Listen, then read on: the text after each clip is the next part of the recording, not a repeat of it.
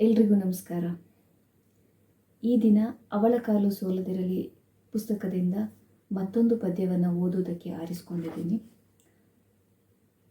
ಪದ್ಯದ ಶೀರ್ಷಿಕೆ ನನ್ನೂರಿಗೆ ಮನುಷ್ಯರನ್ನು ಹುಟ್ಟಿಸಿ ಕಳಿಸು. ಹೂವಿನ ಮೇಲೆ ಕೈ ಇಟ್ಟಾಗೆಲ್ಲ ಅಚಾನಕ್ಕಾಗಿ ಗೀರುವ ಮುಳ್ಳುಗಳು ಈಗೀಗ ನೋವನ್ನೀಯುವುದಿಲ್ಲ.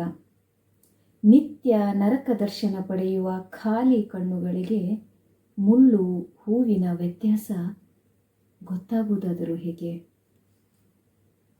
ನನ್ನೂರಿನ ಬೀದಿಗಳು ಸಂಕೋಲೆ ತೊಡಿಸಿಕೊಂಡು ದಶಕಗಳೇ ಕಳೆಯಿತು.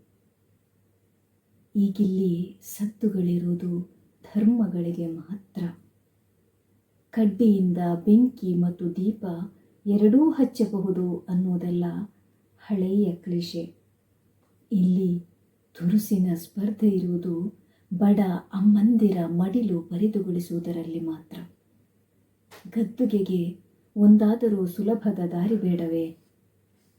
ಬುದ್ಧಿವಂತರು ವಿದ್ಯಾವಂತರುಗಳೆಂಬ ತಲೆಭಾರದ ಕಿರೀಟಗಳೆಲ್ಲ ಸಾಕು.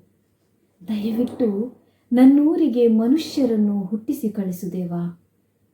ಕನಿಷ್ಠ ಪಕ್ಷ ನೆತ್ತರಿನ ಕಮಟು ಬಣ್ಣ ಮೂಗು ಕಣ್ಣೊಳಗೆ ಇಳಿಯದಂತೆ ಮಾಡು.